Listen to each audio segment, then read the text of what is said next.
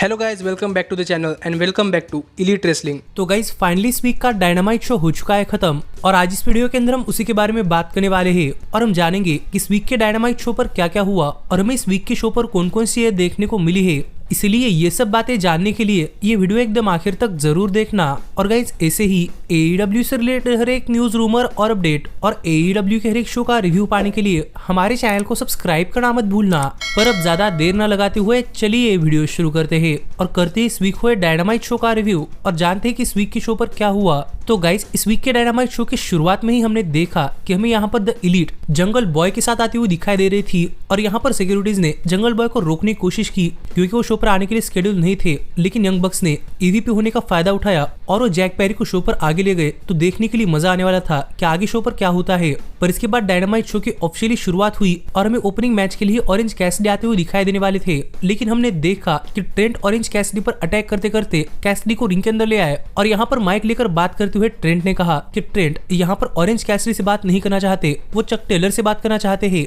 और एक कहकर ट्रेंट ने चक टेलर को कॉल आउट किया, जिसके बाद चक टेलर भी यहाँ पर आ गए और चक टेलर से बात करते हुए ट्रेंट ने कहा कि देखा जाए तो ऑरेंज कैसिडी AEW के अंदर इसलिए आए थे क्योंकि वो बेस्ट फ्रेंड्स के लिए काम करे और बेस्ट फ्रेंड्स को मैचेस जीतने के लिए मदद करे। पर आज तक बिल्कुल अपोजिट हुआ है। बेस्ट फ्रेंड्स ने ऑरेंज कैसिडी को उनके मैचेस जितवाने के लिए मदद की है और ऑरेंज कैसिडी ने बेस्ट फ्रेंड्स के लिए कुछ नहीं किया। जो बातें कहकर ट्रेंट ने यहाँ पर चक टेलर को ट्रेंट को चूज करने के लिए कहा और चक टेलर को देखकर लगी रहा था कि चक टेलर ट्रेंट को चूज करने वाले हैं। पर सरप्राइजिंगली चक टेलर ने ट्रेंट पर अटैक कर दिया और बात करते हुए कहा कि चक टेलर को पता है कि ट्रेंट एक पीस ऑफ शिट है और माना कि चक टेलर को रेसल करने के लिए क्लियर नहीं किया गया, पर वो पार्किंग लॉट ब्रॉल के अंदर ट्रेंट को फेस करना चाहेंगे। जो बातें चक टेलर ने कही तो देखने के लिए मजा आने वाला था कि आगे इनके बीच में क्या होता है। लेकिन इसके बाद में शो पर जॉन मॉक्सली का एक बैकस्टेज सेगमेंट देखने को मिला, जहां पर बात करते हुए मॉक्सली ने आने वाले अपने मैच से पहले यहाँ पर पावर और सॉप्स को वार्न कर दिया। लेकिन इसके बाद में शो पर प्रिंस नाना आते हुए दिखाई दिए, जिन्होंने brand new AEW world heavyweight champions versus Strickland को इंट्रोड्यूस किया और आगे स्वर्व एक एलिमिनेटर मैच के अंदर काइल फ्लैचर को फेस करते हुए दिखाई दिए और अगर काइल फ्लैचर ये मैच जीते तो उन्हें वर्ल्ड चैंपियनशिप के लिए मैच मिलता। और जहां तक बात है इस मैच की तो गाइस सच में ये मैच डायनामाइट शो के ओपनिंग के अंदर एक काफी शानदार मैच रहा है और स्वर्व के फर्स्ट टाइटल डिफेंस के तौर पर भी ये मैच एक काफी जबरदस्त मैच रहा है, जहां पर हमें इन दोनों स्टार्स की तरफ से काफी शानदार परफॉर्मेंस देखने को मिली और दोनों की रेसलिंग स्टाइल भी बिल्कुल सेम ही है। इस वजह से दोनों को एक दूसरे के खिलाफ जाता हुआ देखने के लिए मजा भी काफी आ रहा था। और एक टाइम के लिए स्वर्व ने काइल फ्लैचर पर एप्रन पर अपना फिनिशर भी लगा दिया, लेकिन फिर भी काइल फ्लैचर इस मैच के अंदर बने रहे, जो देखकर स्वर्व काफी फ्रस्ट्रेट हो रहे थे। और यहाँ पर काइल फ्लैचर ने अपना कमबैक तो किया, पर वो मैच जीतने काफी करीब नहीं पहुंच पा रहे थे। और यहाँ पर डॉन कैलिस ने काइल फ्लैचर को मैच जीतने के लिए थोड़ा गाइडेंस करना चाहा और यहाँ पर काइल रिंग के नीचे से कुछ लेकर स्वर्व पर अटैक करने के लिए जाने वाले थे, पर उन्हें रियलाइजेशन हिट हुई और उन्होंने ऐसा नहीं किया और एज अ रिजल्ट काइल पर अपना फिनिशर लगाकर उन्हें पिन कर स्वर्व ने यह मैच जीत लिया है, जहां पर उनकी victory first time as a world champion आई है। लेकिन देखना पड़ेगा कि काइल जो दोनों चीजों के बीच में कंफ्यूज हो रहे हैं तो उनके साथ आगे क्या होता है। लेकिन इसके बाद में रेने पिकेट बैकस्टेज में थंडर रोजा का इंटरव्यू लेते हुए दिखाई दी, जहां पर बात करते हुए थंडर रोजा ने कहा कि थंडर रोजा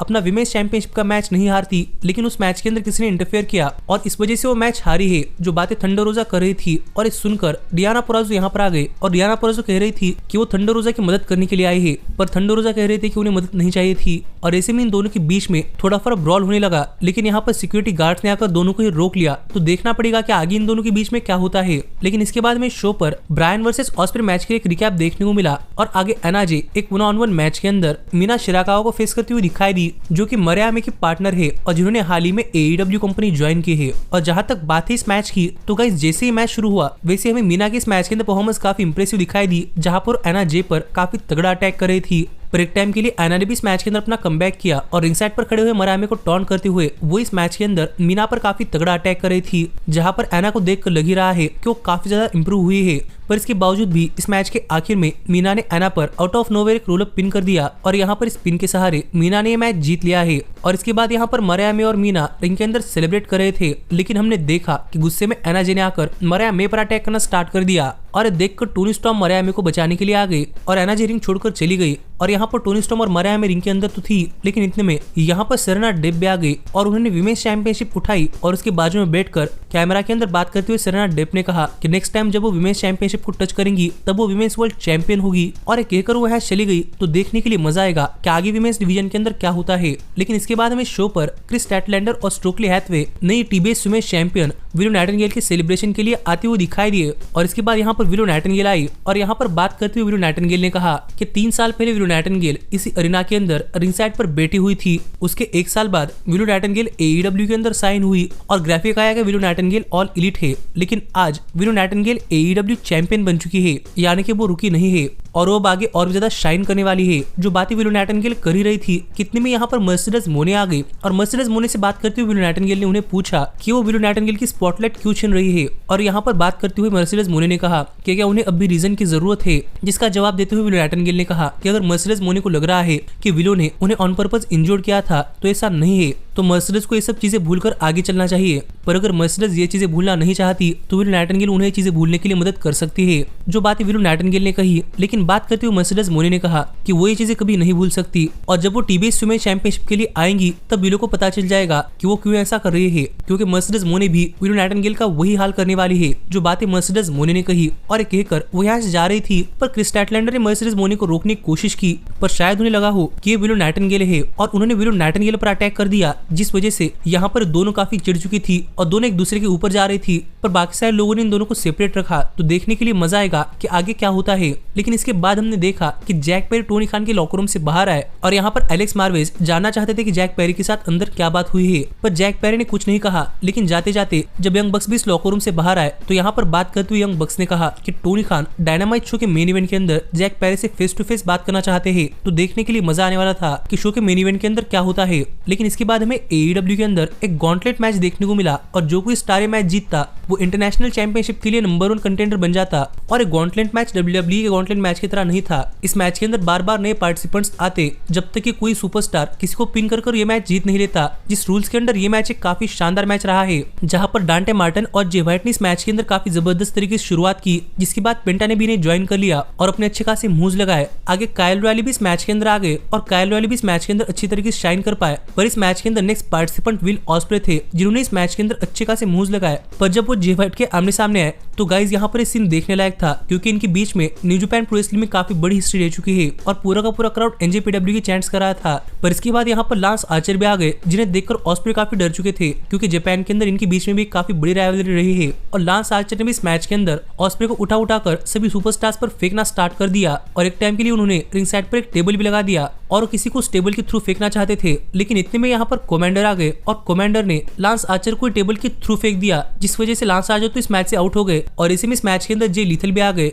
जिन्होंने भी अपनी अच्छी खासी परफॉर्मेंस दी। पर इस मैच के आखिरी पॉइंट्स पर हमने देखा कि विल ऑस्प्रे ने काइल फ्लेचर पर अपना फिनिशर हिडन ब्लेड लगा दिया, पर फिर भी काइल किक आउट कर पाए, जो देखकर विल ऑस्प्रे काइल फ्लेचर पर टाइगर ड्राइवर 91 लगाने के बारे में सोच रहे थे। लेकिन उन्हें याद आया कि लास्ट टाइम पेपरव्यू पर ब्रायन की क्या हालत हुई थी, इसलिए विल ऑस्प्रे लगाने के लिए हिचकिचाए और इस चीज का फायदा उठाकर काइल ने विल ऑस्प्रे पर आर्म बार लगा दिया, पर कमांडर ने उन पर अपना फिनिशर लगा दिया और एज अ रिजल्ट ऑस्प्रे ने कमांडर पर हिडन ब्लेड लगाकर उन्हें पिन कर ये मैच जीत लिया है और ऑस्प्रे बन चुके हैं इंटरनेशनल चैंपियनशिप के लिए नंबर 1 कंटेंडर। और ये देखकर रॉड्रिक स्ट्रॉन्ग भी यहाँ पर आ गए और इन दोनों के बीच में एक फेस टू फेस के साथ ही ये सेगमेंट खत्म हुआ। तो देखना पड़ेगा कि अब आगे क्या होता है, लेकिन सच में ये मैच एक काफी इंटरेस्टिंग मैच होगा। और हम इसके बाद क्रिस जेरिको AEW के शोज पर आते हुए दिखाई दिए, जो कि एक नए थीम के साथ आए थे और अपने आप को अब जेरिको एक लर्निंग ट्री कह रहे हैं। और यहाँ पर आकर बात करते हुए जेरिको ने कहा कि FTW चैंपियन बनने के बाद जेरिको को एक बात याद आई है, जो कि उन्हें लेट FTW चैंपियन यानी कि टेरी फंक ने बताई थी कि जेरिको एक लर्निंग ट्री है और जेरिको को यंगर टैलेंट्स को मदद करनी चाहिए और जेरिको वही कर रहे हैं। लेकिन जब यंगर टैलेंट्स जेरिको की बात नहीं सुनते तो उनका हाल हुक जैसा होता है, जो बातें जेरिको कर ही रहे थे। कितने में यहाँ पर बिग बिल आ गए और जेरिको से बात करते हुए बिग बिल ने कहा कि वो जेरिको से सीखने के लिए तैयार है और जेरिको उन्हें सिखाए। लेकिन यहाँ पर बात करते हुए जेरिको ने कहा कि जेरिको को देखना है कि बिग बिल के अंदर कितना पोटेंशियल है और ये सुनकर बिग बिल ने भी कहा कि वो जेरिको को प्रूव कर देंगे कि वो जेरिको से सीखने के लिए रेडी है। और ये कहकर बिग बिल यहाँ चले गए, तो देखना पड़ेगा कि आगे इनके बीच में क्या होता है। पर इसके बाद में रेने पैकेट बैक्स्टेज में विल ऑस्प्रे का इंटरव्यू लेती हुई दिखाई दी। पर यहाँ पर बात करते हुए डॉन कैलिस ने कहा कि ऑस्प्रे ने अपना मैच तो जीत लिया है, लेकिन वो टाइगर ड्राइवर 91 लगाने के लिए हिचकिचा क्यों रहे थे। और देखकर ऑस्प्रे ने कहा कि ऑस्प्रे आज के बाद वो मुंह इस्तेमाल नहीं करेंगे। जो सुनकर डॉन कैलिस काफी गुस्सा हो रहे थे, पर काइल फ्लेचर ने डॉन कैलिस को संभालने का ट्राई किया, पर डॉन कैलिस ने काइल फ्लेचर को ब्लेम किया कि वो अपना मैच नहीं जीत पाए और ये कहकर डॉन कैलिस ऑस्प्रे को जीतने के लिए वार्न कर यहाँ चले गए। तो देखने के लिए मजा आएगा कि आगे क्या होता है। लेकिन इस सब के बाद हमें जॉन मॉक्सली अपनी NJPW world championship power of Hobbs के खिलाफ डिफेंड करते हुए दिखाई दिए और जैसे ही मैच शुरू हुआ वैसे ही पावर ऑफ हॉब्स ने जॉन मॉक्सली पर काफी खतरनाक अटैक करना स्टार्ट कर दिया और इस दोनों सुपरस्टार्स क्राउड के अंदर जाकर भी रेसल कर रहे थे।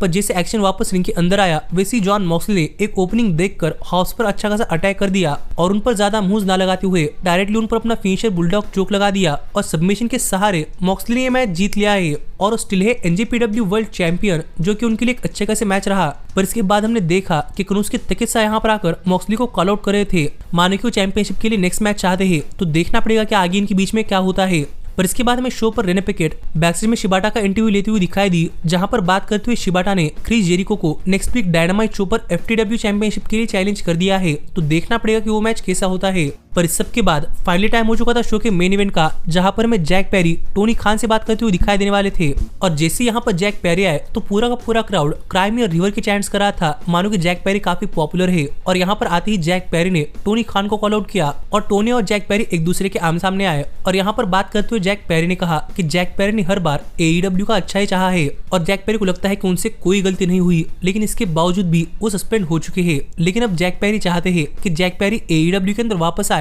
और ये दोनों पांच चीजें भुलाकर फिर एक बार साथ में काम करे। जो बातें कहकर जैक पेरी ने हैंडशेक के लिए ऑफर किया और गाइस सरप्राइजिंगली टोनी खान ने जैक पेरी के साथ हैंडशेक कर उन्हें यहाँ पर माफ कर दिया और अब जैक पेरी दोबारा से AEW के अंदर आ चुके हैं। लेकिन जैक पेरी और टोनी खान यहाँ पर जब पोज कर रहे थे तब जैक पेरी ने अजीब स्माइल दी और सरप्राइजिंगली टोनी खान पर अटैक कर दिया। और देखकर यहाँ पर द एलिट आई, जो कि जैक पेरी को डांट रही थी, लेकिन एक टाइम के लिए यंग बक्स को देखकर ऐसा लगा कि मानो वो टोनी खान पर BT ट्रिगर लगाना चाहते हैं। पर ओकाडा ने उन्हें रोक लिया और लग रहा था कि कोई तो टोनी खान की तरफ से बात कर रहा है, लेकिन ओकाडा ने कहा कि वो BT ट्रिगर ना लगाए बल्कि वो टोनी खान ड्राइवर लगाए। और इस सुनकर यंग बक्स ने सरप्राइजिंगली टोनी खान पर अपना फिनिशर TK ड्राइवर लगा दिया, जिसके बाद टोनी खान की हालत तो काफी खराब थी। और गाइज यहाँ पर काफी सारे लोगों ने आकर यंग बक्स को बैकस्टेज भेज दिया और काफी सारे लोग टोनी खान पर चेकआउट कर रहे थे। जैसे में यहाँ पर उनके फादर शाहिद खान भी आए और ऐसे में ही इस वीक का डायनामाइट शो ऑफ एयर गया, जो शो मुझे काफी पसंद आया है क्योंकि टोनी खान ने इससे काफी ज्यादा बज ले ली है और वो कैसे, ये मैं आपको आगे चलते हुए बताऊंगा। पर ऐसे ही AEW से रिलेटेड हर एक न्यूज, रूमर और अपडेट और AEW के हर एक शो का रिव्यू पाने के लिए हमारे चैनल को सब्सक्राइब करना मत भूलना। पर अब मैं मिलता हूँ आपसे अगली वीडियो के अंदर, लेकिन तब तक stay healthy, stay happy and keep watching elite wrestling. Hey, did you like that video? Click the screen for more. And where do you think you're going? Check out our official merchandise page and to support the entire cast. And thanks so much for being the elite. The elite, the elite. What, Nick, you're not going to sing it all with me this time?